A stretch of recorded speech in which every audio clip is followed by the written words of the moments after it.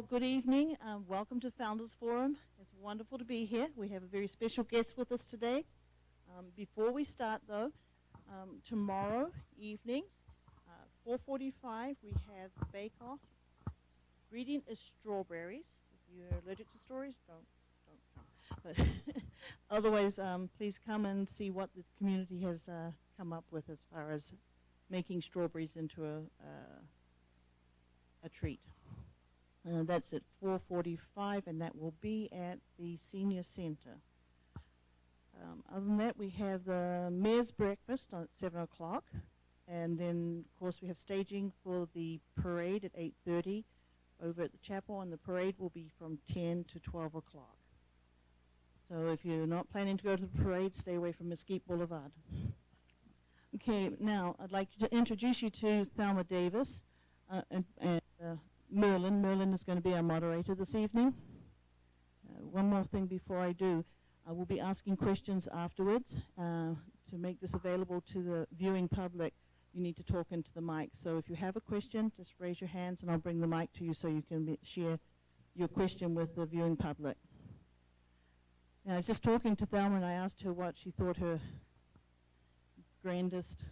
most greatest achievement was, and she said it was her 6 children. And go on, 46 grandchildren and 94 great-grandchildren. Thelma came to the Valley in the 50s, and she's going to share her story with us tonight. I'll turn the time over to Merlin.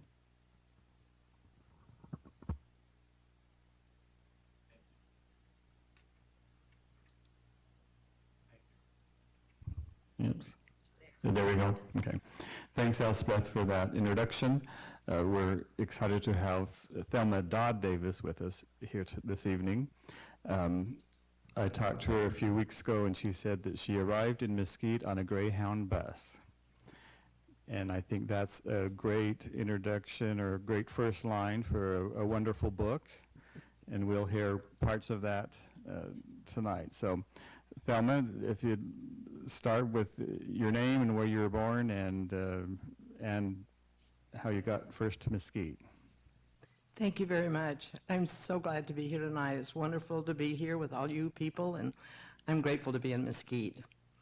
I was born in Lounsboro, Alabama, out in a little farming community, and I lived out in the country in Alabama my entire life. Early on, my great-grandparents joined the Mormon Church, and whenever they did, the missionaries used to come around and baptize anybody that turned 8 years old. They didn't teach us the gospel or teach us anything about the church. They just baptized us. So I grew up in a wonderful family, but we didn't have the church, and we didn't go to church. So when I got a little older, my aunt, Jean Hughes, had married a returned missionary from Mesquite, Nevada, Tex Hughes. And so they were in Alabama in the summer when I was 15 years old. And I had an aunt that came from Pocatello, Idaho, and she brought me a Book of Mormon, the first one I'd ever seen. And so I read it that summer, and I thought, this is true. So I wanted to come west where the Mormons were. And so the next summer, my parents bought me a Greyhound bus ticket from Montgomery, Alabama to Mesquite, Nevada. And I'd never been in any city or any town. I'd lived out in the country all my life. And so it was quite an adventure for me to come to Mesquite on a bus. When I made 2 stops on the way, I stopped in Denver, Colorado. My brother was in the Air Force there, and I stopped and visited him. And then I came to Salt Lake City and stayed with my aunt and uncle there, who were Randall and Grace Frainer from here, and stayed a week with them. They tried to get me to stay there, and I said, no, I'm destined to go to Mesquite. So I got back on the bus and arrived in Mesquite. This was quite a momentous occasion in my life. In Alabama, whenever you have one store in a town, it's always at a crossroads, like out in the country. They have one naked light bulb that hangs down from the front porch of it, and that's a town with one store in it. So when I got to Mesquite, it was night. And you know why Mesquite? Even back then, the motels and the service stations all had neon lights. So when the bus stopped in Mesquite, he said, it's time for you to get off, young lady. And I said, no, this is not where I'm going. This is way too big of a town for me to go to. And so was arguing with him, and my uncle came to the bus, and he said, "Do you have a passenger for me?" And he said, "Yes, I do, but she doesn't want to get off here." So that was my introduction to Mesquite. The next morning, I got a real education about what Mesquite really was, that it wasn't this big metropolis that I thought I'd arrived in. But I learned to love it. My aunt and uncle were very good to me, and I went to school here. I came here to go to school when I was a senior. This was in 1950, and I went to school here for a year, and I enjoyed it so much. In Alabama, life was so different than it was here. I mean, I lived out in the country, and I didn't have it. We couldn't go out at night. If the sun started to go down, you had to head for home, no matter where you were. Girls did not go to anywhere without male chaperones. So when I got to Mesquite, it was like going to heaven because I could go anyway. I was immediately accepted into the Hughes family as cousins. You know, they still call me their cousin. So we had a lot of, you know, Gladys Hughes, Marie Kurtz, Carla Hughes, and many number of other people that were befriending me all at once. And it was so amazing to me that we could go out at night and walk up and down the streets and everything, and we were never scared or anything. It was just everybody knew everybody, and everybody looked out for everybody. Thelma, can you tell us some of the businesses that you remember, some of the aspects of town that you first caught your eye when you got off that bus? You know, it kind of gets mixed up in my mind. I'm old now, and I can't remember which ones were here, which ones came later. But we had the Traveler. I worked at some of the places. I worked at Traveler's Cafe. I worked at the Wagon Wheel Motel. I worked as an operator at the telephone company for the Rio Virgin Telephone Company. And those were here, and the service stations, I think where Bill Lee's service station was, I think that was, I don't know that he had it, but someone did. And Vonda's Cafe, which is now boarded up and an eyesore in our town. But it was a hangout place for us whenever I was in high school. They had big booths at the very end, and we all hung out there together and stuff. So it was big for me, but it was small. It was a very small place. And Highway 91 ran through it, and so all the trucks and all the people, there was no freeway. Of course, it's so, you know, everything went through town. So there were motels where the one not by J.L. Boulder's store, J.L. Boulder's department store here, and that was really, really good. You know, we could go there and go shopping. So that was wonderful. But that motel next to it was there. I don't know who owns it now. But nobody had cars much. One or two people had a pickup truck or a big truck that they hauled hay and cattle in, and that's what we went anywhere is. If the boys dated the girls, well, they ran from one end of town to the other to their home. Nobody had a car, much to go anyplace, but it was, for me, it was really wonderful. I enjoyed my year that so much. So I graduated from high school from here. And was the high school in Mesquite or Bunkerville at the time? The elementary school was in Mesquite, and the high school was in Bunkerville. And it was, we graduated like the 1st of May. I think it was the 3rd or 4th of May, because it was so hot in the building, we couldn't go to school there anymore. But when I graduated from high school, I went back to Alabama and stayed there for a year. And while I was home, I talked my parents into moving to Mesquite. Now, this is a miracle. This is miracle number one in my life, is that my dad and mom would leave their home. They'd never been anywhere else and lived except in the South, right around out where we lived in the country, and that they would come to Mesquite. My dad always had some favorite stories to tell, and he said that I was a big liar, the reason he came here. He believed all the lies I told him about Mesquite. So anyway, we moved to, in June of 1952, we moved back to Mesquite, my family. Thelma, what was, your dad's name is Willie, James William Dodd, and we called him Willie. and your mother's name was? Edna Hawkins Dodd, And she was a sister to Jean Jean Hughes. Aunt Jean.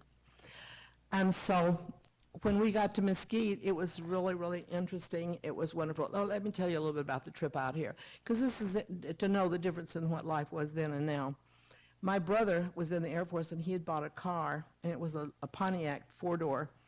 And so to come from Alabama, we sold all my parents the most of their things. We brought personal things that we rented a U-Haul trailer and put behind this car But in this car was my brother, my sister Jan, who was a senior in high school when we came here, me, my mother, my father, and have I named everybody?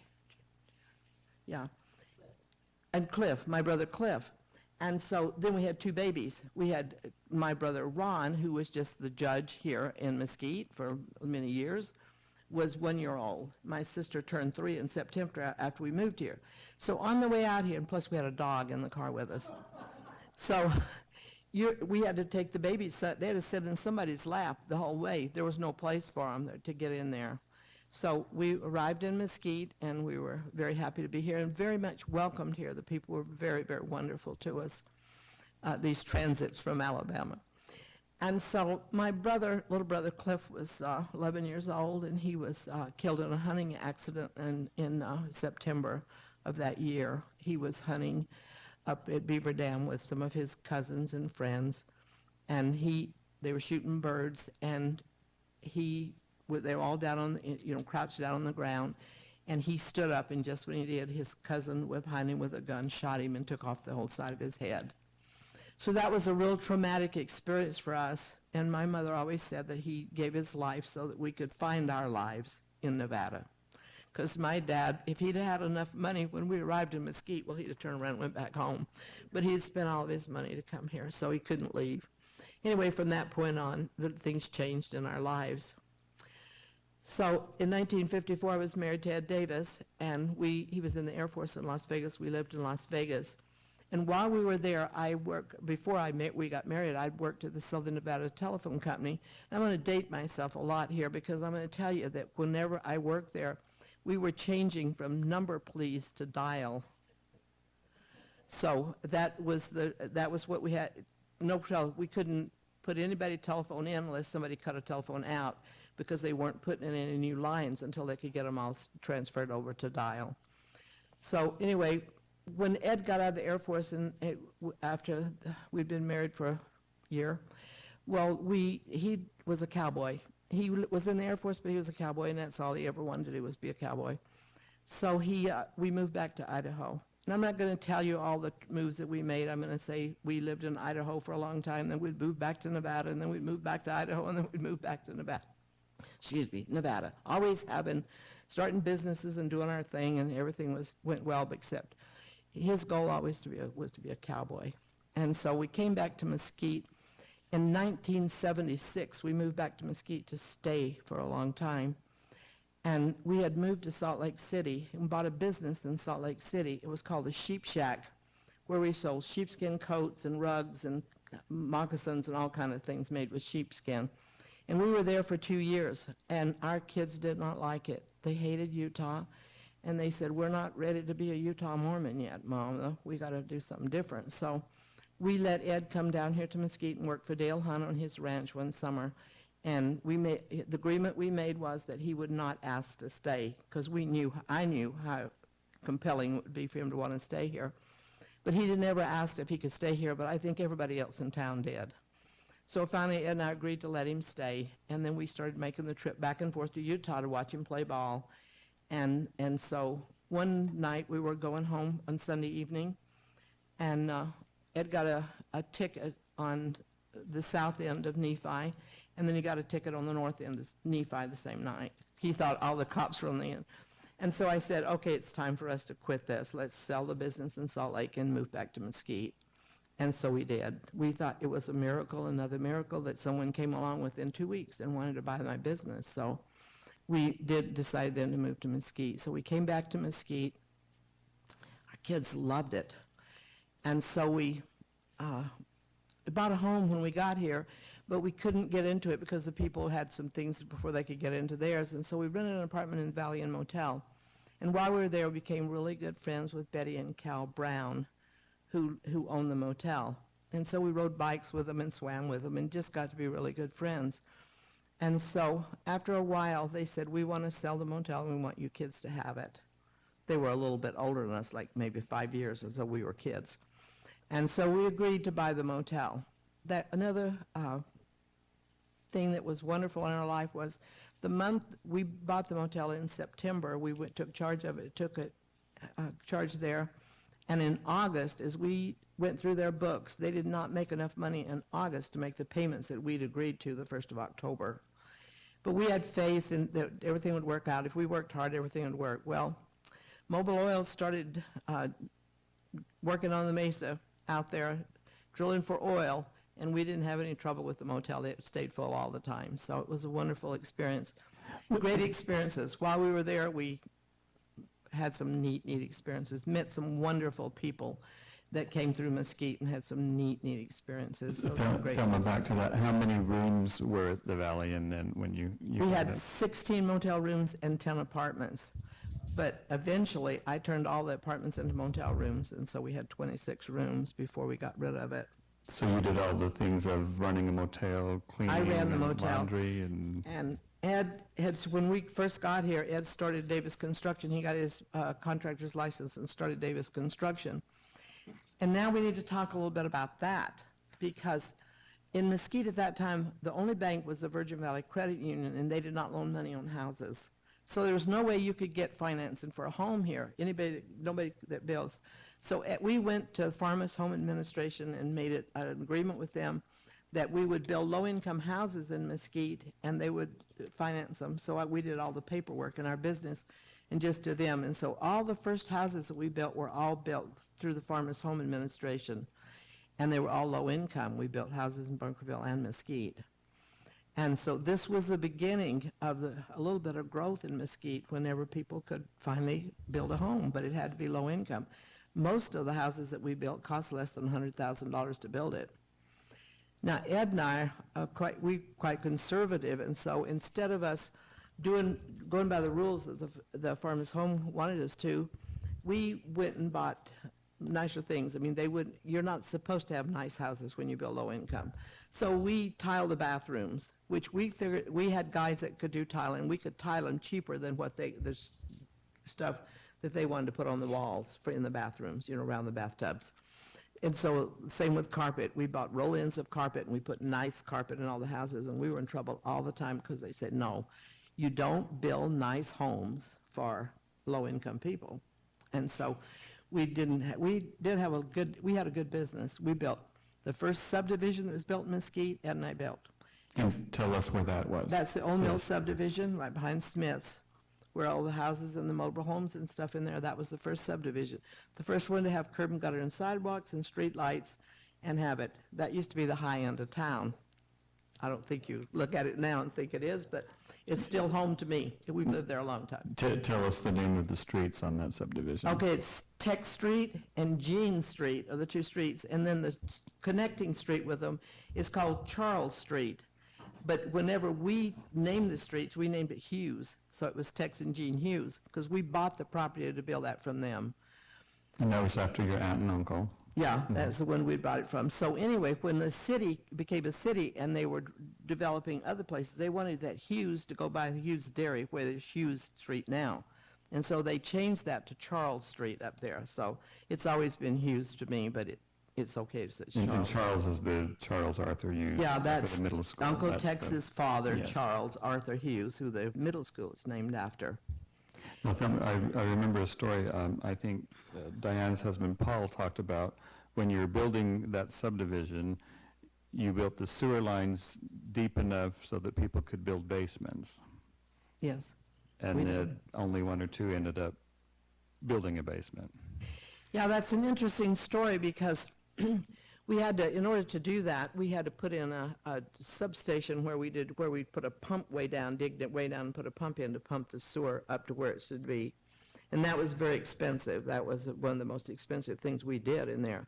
And that was because of Clark County, because they did not really want Mesquite to grow. Even back at that point, they were not anxious for us to be a metropolis that was grow. So that was hard, but we did have some basements there, and we did everything that we could to make things nice, as nice as we And could. that's one of the extras that you did, is you looked ahead and saw that could be a possibility, and you prepared for it. Yeah, right. And it was interesting because everybody, people weren't used to curb and gutter and sidewalks in Mesquite and street lights.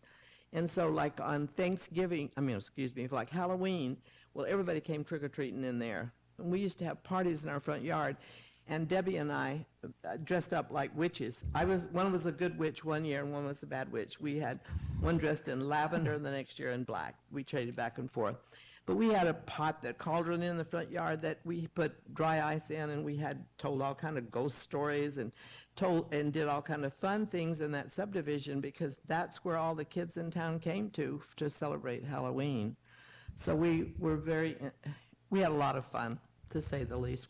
It was a good place to raise a family, and good place. At one time on Tech Street, we had, and on Durant, we didn't have but just one or two on Jean Street. We had 51 kids that lived on that street. So the people that we built houses for were family people, and they had children, and they played in the street. It was fun. And when her mother bought popsicles, she didn't just buy for her family. She bought for everybody on the street, because she didn't know how many people were going to be in her yard that want popsicles when it was hot. So it was a good life. It was good. We enjoyed that very much. Tell us about one of your other businesses, Grandma's Attic, and how that came to be. Okay, I'll get there. So anyway, with Davis Construction, we decided we needed another office other than the Valley Inn Motel. So we rented what used to be the old Blue Dot Cafe. And none of you, you've got to be an old timer to remember that. I remember that, thank you. We rented that, and we put our office in there. And so in the front of it, there was all the place where the cafe had been. So we decided that we would have, I'd always wanted an antique store, and because I was really into antiques. And so some good friends of ours, Barbara and John Hall, and Ed and I decided we'd open Grandma's Attic there. So we did. So we started gathering up all the antiques we could find, and then we started into reproductions and handcrafted gifts, and we did fancy gift wrap for everybody that bought anything for us. You could come there and get a gift for anybody. We had all kind of neat candies that the kids could come and buy candy and stuff. And we did fun things, like we put a quilt on out in the front yard of there, and we had tourists stop in all the time, because they had never seen anybody quilt a quilt before. And so they would stop and visit. And we had people coming from all over, because we had the antique store was set up like with a house, like a kitchen and a dining room and a bedroom and a living room. We had all the antiques in there. And so when people would come through, it was just like a tour for them, like my Aunt Mary used to have one of those. And, all the family, everybody, enjoyed that. So that was a fun business to have. But in the back of that was the Blue Dot Cafe. There was a shed out in the back over that we decided. Ed had a lot of problems with getting lumber for his business, because he'd have to have it delivered for every house or every building he was building, and he decided he wanted a place where he could have it for himself. So he decided to open up a business, and he called it E&Z Building Supply. And that was Zay Martinson was his partner in that. And so they opened that up, and they did it, both had jobs elsewhere, so we had it kind of be, it was an honor system. We put a tablet out in the back where the lumber was and all the material was there, and people could come and take what they wanted and needed and just write it down on the slip, and we'd bill them at the first of the month. So that was the way we ran that business, and it worked for a while. There were a few things that came up missing that we knew where they were, but it was immaterial. We still saved money by having our own building supply. So that was those businesses. So back to the Grandma's Attic. I remember when he built it, he used barnwood and made the patio out of barnwood. And the Blue Dot, didn't it have the airplane wing that was the sign for many years? It had just a blue dot. And yeah, I but think we he didn't took use that down. Yeah. We tore that down. But it was wonderful. It was a wonderful experience. We had a lot of good experiences here with our businesses here in Mesquite. The people were wonderful. We really enjoyed everything we did. And so, any other questions? Or enough Well, about I'm that? going to tell us a little bit about your kids did and some of those activities before you get into more of your business. Okay, our kids loved school here. Ed was played basketball and football. He was not really anxious to play football, but they needed him, so he did. But he owned the basketball teams. They won state. I think every year he was in high school. From the time he got here, they took state. And Brotherson and Eugene Hughes were the coaches, And they loved that, and that was what they did. And Tina played basketball, and she was a cheerleader and on the drill team and did all the stuff. Back then, you had to do everything. Oh, yeah, she was one of the first Miss Mesquites, too.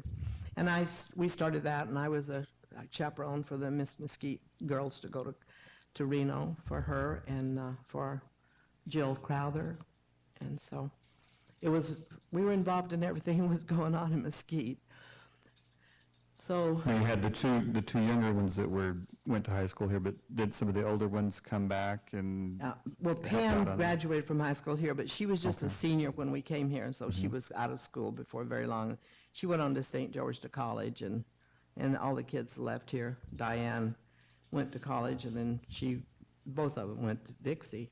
My Jan went to school in BYU. Then Debbie was married by then, so that was the end of that. So the only other business we opened in Mesquite was called Beach Boulevard Burgers. And I don't know if very many people remember that because we didn't keep it very long. Debbie and I decided we wanted to have a fast food place. The only place that there was the Polar Freeze, and we thought we were good business people. We'd had all these businesses and done all these things. When we had the Sheep Shack, Debbie opened a Sheep Shack in Park City, so we had a lot of experience. We thought we'll just whip right in there and we'll just train these kids and we'll have the best place you've ever seen. Well, the first week when we made the schedule for Beach Boulevard Burgers, the kids come in and said, oh, I can't work then, oh, I can't work then. And so they told us what they were going to do, not us telling them. We didn't, no matter what we'd say, no, I have to do this and I've got to do that. So anyway, Debbie and I worked 17 hours the first day we opened the business, and that was the day we decided to put it up for sale. And so we did. And I have to tell you something about a learning curve in your lives. Everybody's has one. And my husband told us when we started to do this, he said, don't do this. This is not going to work. This is too much. You are undertaken to do too much. Oh, no, we're great. We can do this. And so we really about killed ourselves opening, and then about killed ourselves running it until we finally did sell it to a gentleman from St. George, and he kept it open for a while, and then he gave it back to us. And so when he did, we had a big party, and we cooked and made hamburgers and milkshakes and all the stuff we made for everybody and invited anybody who wanted to come. And we just used up all the food that was in there and gave everybody and locked the door, and that was the end of that. Because we'd learned our lesson from that. And that was at the site of the old Yum Yum. shop, the old Yum where Yum the shop. Doctor's office is now, okay. Yeah.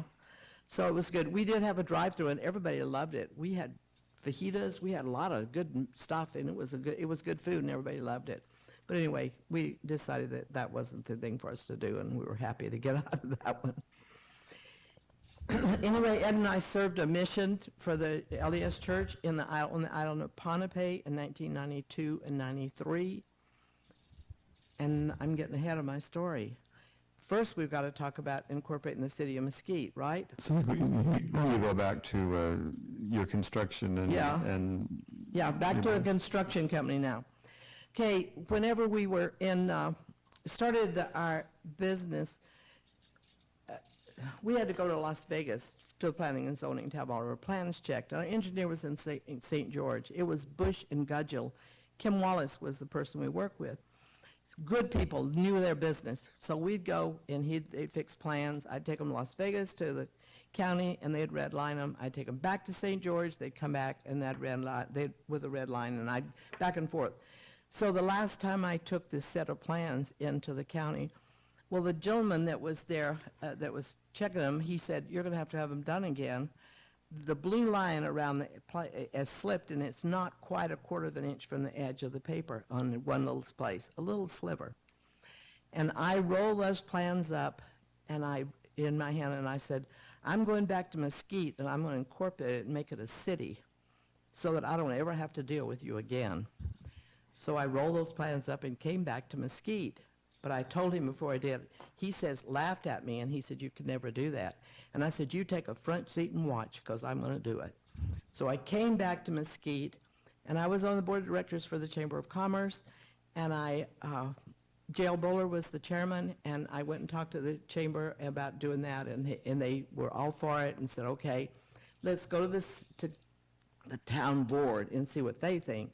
So we went to the town board and presented to them, and they assigned Harley Levitt to work on the committee to incorporate representing the town board. So then we had a committee. My daughter Debbie, Ed, my husband, me, Aunt Jean was the ones that we had in Harley Levitt, but put him on there. So there was the 5 of us at that point. So I couldn't find out how to incorporate a city. I thought, how do you incorporate a city? I'd never heard of such a thing before.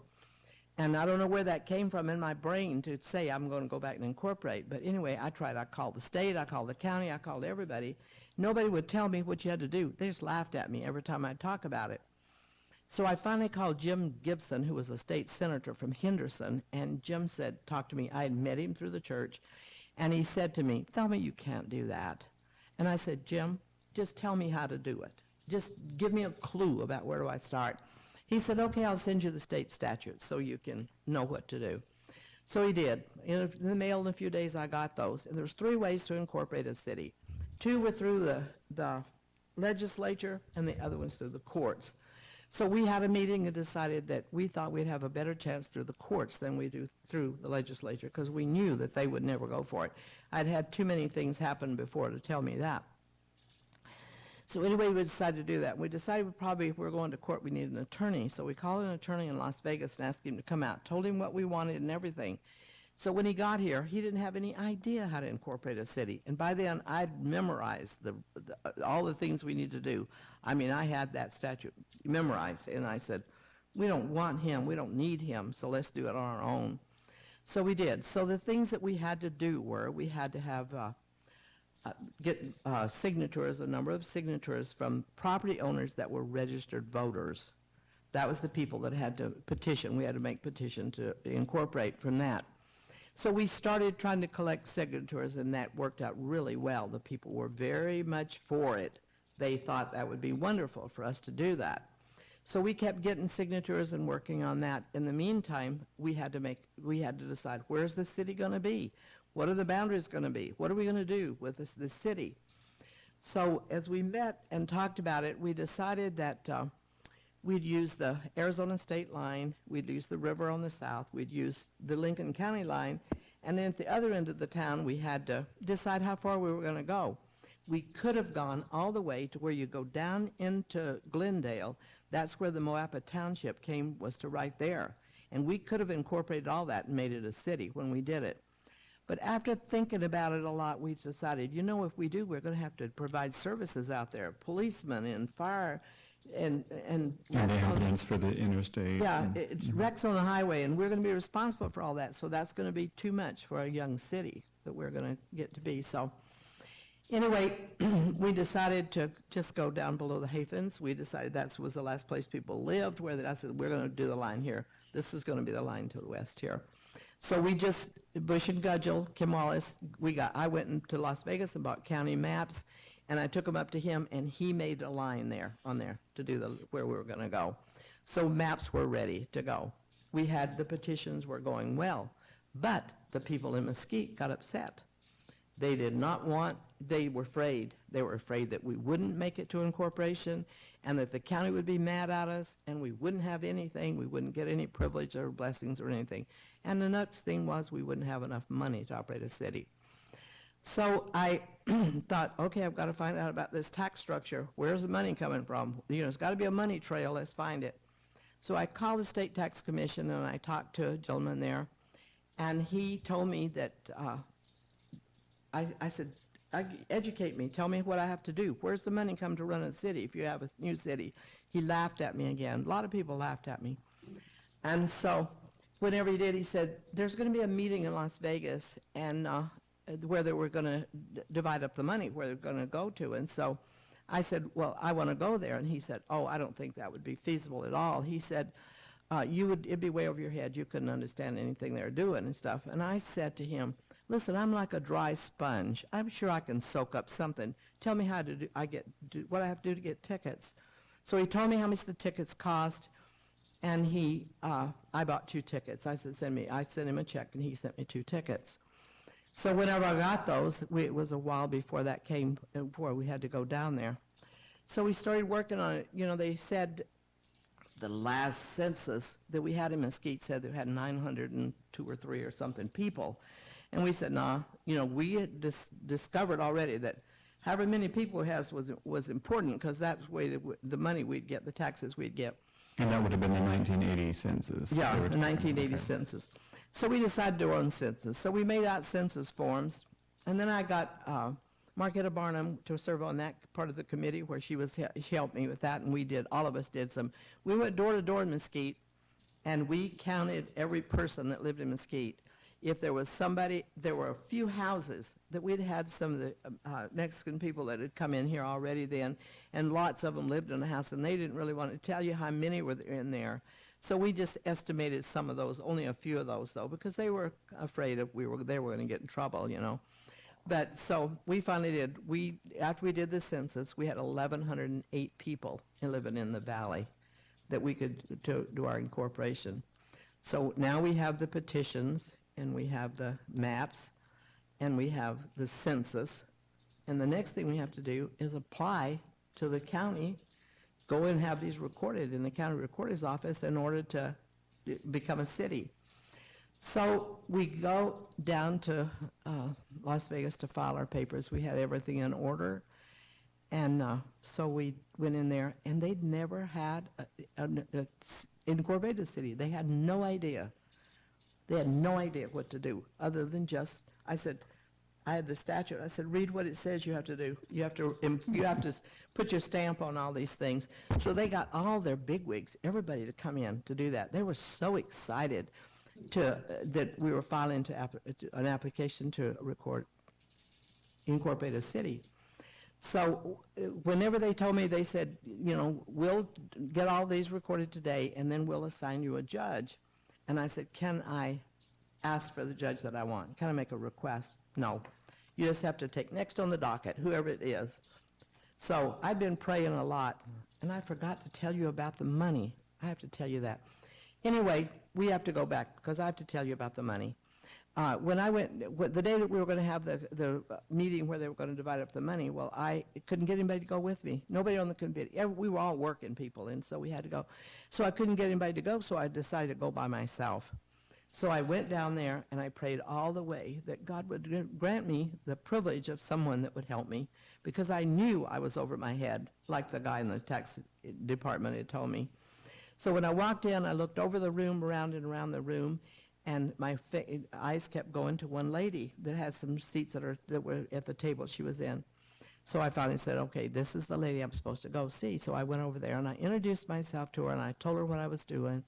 And she introduced herself to me, and she was the city clerk from Caliani.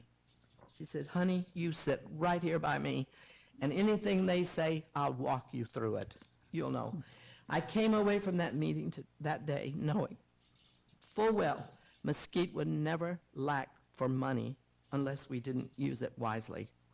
There'd always be enough money if we had people that knew how to budget and use it. So I was never worried, and I started telling the people, no, there will be plenty of money. What were some of the things that you learned? Do you remember the specifics? Other than the fact that how they divide up the money between the cities, how much you get, I don't remember Well, I remember there was some power lines that you didn't know of, and they generated some extra property tax or... Yeah, all just kind of different things. I found out that day all kind of things. That we got money everywhere. There was lots of money out there that Mesquite would get. But I knew now we're back to recording. So the day that we recorded, whenever she started to give me the judge's name that we were going to have, guess who it was? Judge Del Guy. Wonderful, wonderful. I yelled so loud till everybody laughed at me because I did. I said, thank you, God, an honest judge. So when we got through doing all the paperwork we need to do, well, I went and asked for him to see if we could go in his chambers and talk to him. So we went in and visited with Judge Del Guy. And so when we got in there, we told him what we wanted. We said we have to have, you can't tell anybody. It's got to be quiet. If there'll be all this opposition, if it gets to the newspapers and stuff, there'll be all this opposition. You got to do it quick, because I had found out that if we did not get incorporated before the end of May, that we would not get any money for that year. The next year's budget, we wouldn't get any money for. So this had to be done quickly. So he looked on his calendar, and he gave us a date very quickly, more than you can ever imagine that anybody would get that quick, would get into court. So he assigned me a law clerk that day to go over everything and make sure everything was done right. And I have to tell you that I knew a lot more about it than they did, because I'd been working in it so long. So anyway, it was a wonderful experience to work with him and work through the courts to get that. I don't want to be real negative about anything, but there were some things happened at the end because we didn't let anybody know except the people on this committee that it was going to be. But the night before, well, Harley Levitt called Tommy Levitt and told him that we were going to he was going to declare incorporated city next day. And so Tommy called two county commissioners, Thalia Dondarrious and Bruce Woodbury, and they showed up for when the judge incorporated this city. When you see newspaper articles, you'll see them holding the incorporation papers. And they had nothing to do with it, nothing at all. So before I could do this, another thing I had to do was appoint 5 people for a startup committee to handle the election, just the election. And so I did, being a nice lady and thinking that I was doing everybody a favor, I appointed the 5 men that were serving on the town board at the time. And those are the 5. I thought they've served Mesquite and they've served on the town board, and that would be an honor for them. But they were only a startup committee. They were never in any way an interim mayor or any other thing other than just the authority that I gave them by giving those names to the courts and to do the startup committee. So by this time, when they got to that point, after we had done all this and gotten incorporated, well, it was out of my hands. I So knew that the judge didn't appoint anybody, it was... No, it was I just an interim, appointed and them, me. Well, and then the election, then it was official, or? Yeah, was it whenever different? they had certain things they had to go through. There's certain things they had to do in order to hold an election, and it was quite involved, and they worked hard on that, yeah.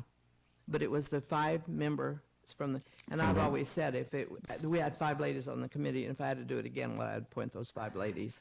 But, but anyway, it was a wonderful experience to do that, and it's done. And so will never be another city incorporated in the state of Nevada. Very soon after we got the incorporation done, the legislature changed the laws where you can't do it anymore. Go through the courts, you got to go through them. East Las Vegas, Moapa Valley, Overton, there's a number of people that call me. I had people calling from every place, said, how did you do that? And what will you help us? And I said, yes, I'll tell you, I'll help you. Get your people and meet together. But they changed the law, the legislature did. So there'll never be another one. It had been over 40 years before a city had been incorporated in the state of Nevada when we did that. So we're the last. And that was May of 1984. Mhm. Took us about a year in order to get everything done together. And it's been really, really interesting because during that time, people got really disillusioned and were afraid, and they didn't understand what was going on. And I'd think, well, I'm not going to do this anymore. And then the Spirit would say to me, get with it. And I'd keep going. So Mesquite is what it is today. Now I'm going to tell you the way I feel about something right now. Mesquite has a destiny. There's something that we're supposed to do here. I don't know what it is, but I know that there is a destiny. I feel that. There are good people that live here. There are things we've got to do, and I don't know what they are, but we need to find out and start doing them. Because whatever it is that we're supposed to do, we needed to be a city, and we needed to have a lot of people here, a lot more than they were. And they would probably, that would have never happened if we hadn't have gotten incorporated. So all of you go home and think about what your life would be like if you didn't have Mesquite be a city. If we hadn't gotten incorporated, what it would have been like here. It would have been a very different community than it is now. Anyway, back to my story of my life. And my husband and I served a mission in the Micronesia Guam mission on the island of Ponape in the South Pacific. Wonderful, wonderful experience that we had there. We were special representatives of the mission president, and we worked on the island, and we were in charge of missionaries, and we were in charge of the church that was there. Everything we did, they were translating the Book of Mormon. There was a lot of things going on that we were involved in when we were there. Met so many wonderful people. All the Lamanites that are there are just fantastic people, and we learned to love them so very much. It was a wonderful experience. When we came home, we went back 1 year later, and we started bringing Micronesians to the mainland, to America. And I think we have 27 now that are here. We've sent them to college. We've sent them on missions. We've got them married. We've got children. They're not included in that 94 great-grandchildren, though. They have their own set. The Micronesians do. They have their very own set of what they're doing. So I don't know what else you want to know about me. If anybody has any questions, to ask me for them. But Elspeth, do you want to get the mic in case there's some? otherwise, let me just go ahead and tell you about my son, Ed. When he went to school at SUU, and he graduated from there, we were living in Mesquite, and he came back here, and he got involved in the Valley Playhouse, and he directed 2 shows while we were here, Oliver and Annie. He might have done more, but The Boyfriend, and anyway, a number of shows he directed through the Valley Playhouse. And he learned that he wanted to be, he loved it, the theater, and he wanted to have his own, he go to school to be a director, and he did that. But he loved the theater so very much. So now he went ahead and went to Mississippi and went to college there and got his master's degree, and went to teach college in Georgia, in Cochran, Georgia. And whenever the year he turned 40, he said to me, came to his dad and I and said, "Mom and Dad, I want to have my own theater. I've wanted to, I've had that dream since I was very young, so I want to do my own theater." So he said, "Would you help me?" And we said, "Sure." We thought, a few dollars, it wouldn't be a little hard work, and we could do that. So we had bought a ranch in Garden Valley, Idaho, and so he decided he wanted to go there and have the theater in Garden Valley. And that's about 50 miles from Boise, so it's 50 miles from any place, just a small community on the river, on the Payette River there. So we decided we'd open a theater. So that began in Mesquite, that his love for the theater was. He got it here, working with the people here, and he now has his own theater. This is our 17th season in Garden Valley. We do Broadway musicals under the stars, 6 nights a week. Anybody wants a fantastic vacation, go to Garden Valley and watch the theater shows. We have a theater that's right on the river, and it's wonderful to see what we take 20 to 25 young people every year and train them in the theater and help them in their lives. And it's been a wonderful, wonderful show. But it all started in Mesquite, Nevada. And do you go back for the summers? I've been there all these years until the last couple of years. And last summer I went and stayed 6 weeks, and I'm going for 6 weeks this summer, at least 6 weeks. If I can stay away from Mesquite, it's hard. I have a life here now. I have friends and family, and this is getting to be home. Before we left the first time, we had a little ranch out in Arizona, and we had our businesses in Mesquite. But while I was driving home from work one day, and a voice said to me when I topped the hill going into the ranch, "You're done here." So I went home and told Ed, we just remodeled our house, and we were going to settle there, and that's where we were going to retire and live there forever. And I went home and told him, and he said, "Well, what are we going to do next?" And I said, "Well, no." He just said, "You're done here." That's all he said. So it wasn't very long to where we had an opportunity to buy a ranch in Idaho, and we did.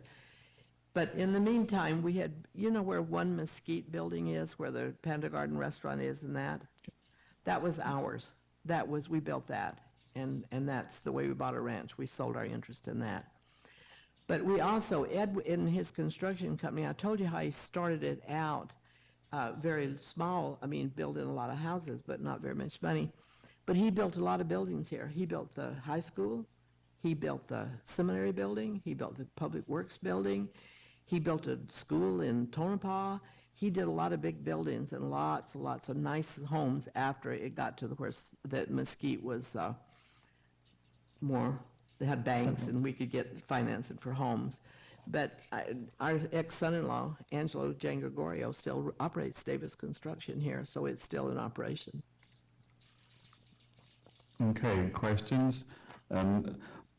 we'll see if Diane has any questions or anything that she'd like to correct from her minute. Yeah, no. Well, Anything else I should tell, Diane?